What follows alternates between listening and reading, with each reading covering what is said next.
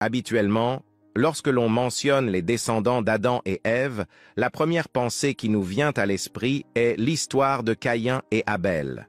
Cependant, beaucoup oublient souvent les autres récits bibliques qui décrivent leurs autres fils et filles. Dans cette vidéo, je vais concentrer mon attention sur les filles d'Adam et Ève. Qui étaient-elles?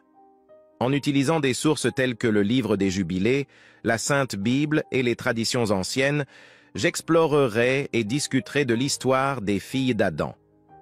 Un sujet qui est rarement discuté, souvent négligé par les théologiens, les érudits bibliques et même les curieux des Saintes Écritures, est le mystère entourant leurs filles.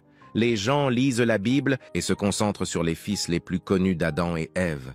Caïn, le premier-né, et Abel, le second. Cependant, ils oublient souvent qu'Adam et Ève ont eu plusieurs filles. Le texte biblique de la Genèse au chapitre 5, versets 4 et 5, révèle des informations intrigantes sur les fils et les filles d'Adam.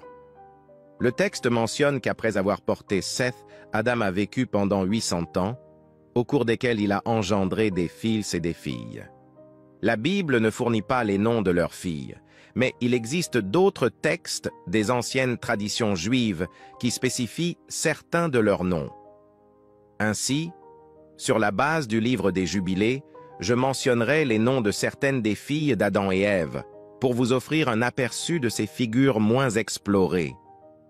Pour ceux qui ne le savent pas, le livre des Jubilés est aussi appelé en grec leptogenèse, qui signifie Genèse mineure ou petite Genèse. C'est un pseudépigraphe attribué à Moïse qui présente l'histoire des patriarches depuis la création jusqu'à l'instauration de la fête de Pâques en passant par la chute d'Adam et Ève. Bien qu'il ne s'agisse pas d'un texte récent, le manuscrit le plus ancien auquel nous avons accès remonte à environ 700 avant notre ère. Cependant, ce manuscrit est une copie d'un ouvrage encore plus ancien. Certains érudits associent le livre des Jubilés au livre des Chroniques, suggérant que le scribe Esdras a peut-être écrit le texte. Cependant, le livre des Jubilés affirme que son véritable auteur était Moïse, qui a reçu une révélation d'un ange sur le mont Horeb, où il a passé 40 jours et 40 nuits sans manger ni boire d'eau en présence de Dieu. Historiquement, en raison de l'ancienneté du texte, nous ne pouvons pas écarter la possibilité que Moïse en soit l'auteur réel. Le livre des Jubilés jouit d'une présence significative dans la culture israélite, avec plusieurs exemplaires distribués parmi le peuple.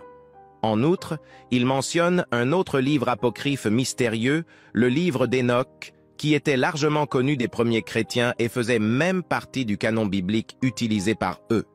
Cela souligne l'importance de ne pas rejeter le livre des Jubilés, car il contient des événements qui s'alignent sur les histoires de la Bible. Maintenant, revenons à Adam et Ève. Selon diverses anciennes traditions sémitiques abrahamiques, la première fille d'Adam et Ève s'appelait Havan. Havan, en hébreu phénicien, porte le sens de puissance. Elle était l'épouse et la sœur de Caïn, qui était aussi un fils d'Adam et Ève. Selon le livre des Jubilés, elle a eu des enfants avec lui, et l'un de ses enfants s'appelait Enoch. La construction d'une ville nommée d'après son fils est mentionnée dans la Bible comme l'une des réalisations de Caïn après son bannissement suite au meurtre d'Abel. La ville s'appelait Enoch en l'honneur de son fils. Le nom Havan est mentionné dans le livre des Jubilés et dans d'autres textes abrahamiques. Dans certains de ces textes, tels que la grotte des trésors, elle est appelée Kélima. Selon plusieurs anciennes traditions sémitiques, la deuxième fille d'Adam et Ève était Azura. Azura était l'épouse de Seth, le troisième fils d'Adam et Ève, né après la mort d'Abel. Le nom Seth a des racines étymologiques en hébreu, et sa signification peut être associée à l'idée de compensation ou de substitution. Ceci est pertinent car, après le meurtre d'Abel par son frère Caïn, Seth est considéré par Adam et Ève comme un substitut ou une compensation divine pour la perte d'Abel. Il est considéré comme un descendant juste et pieux, et c'est à travers sa lignée que le récit biblique suggère que l'humanité continue d'adorer Dieu. De plus, la généalogie de Seth est importante dans la Bible parce qu'elle mène à Noé, qui a joué un rôle crucial dans l'histoire du déluge et la survie de l'humanité. Ainsi, Seth et sa femme Asura étaient un maillon de la chaîne généalogique qui relie la création de l'humanité aux événements ultérieurs et aux figures importantes de la tradition judéo-chrétienne. Le livre des Jubilés présente un détail intéressant en déclarant qu'Asura était initialement la femme d'Abel et est devenue veuve après sa mort. Ainsi donc, après que Seth soit devenu majeur, il a épousé Asura.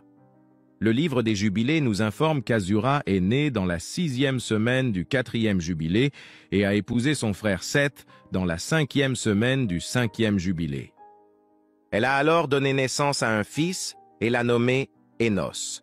Par la suite, quand Énos a grandi, il s'est marié dans la 3e semaine du 7e jubilé avec Gnome, qui était sa sœur et aussi la fille de Seth et Asura. Énos est connu pour sa pieuse descendance et sa dévotion à l'adoration de Dieu.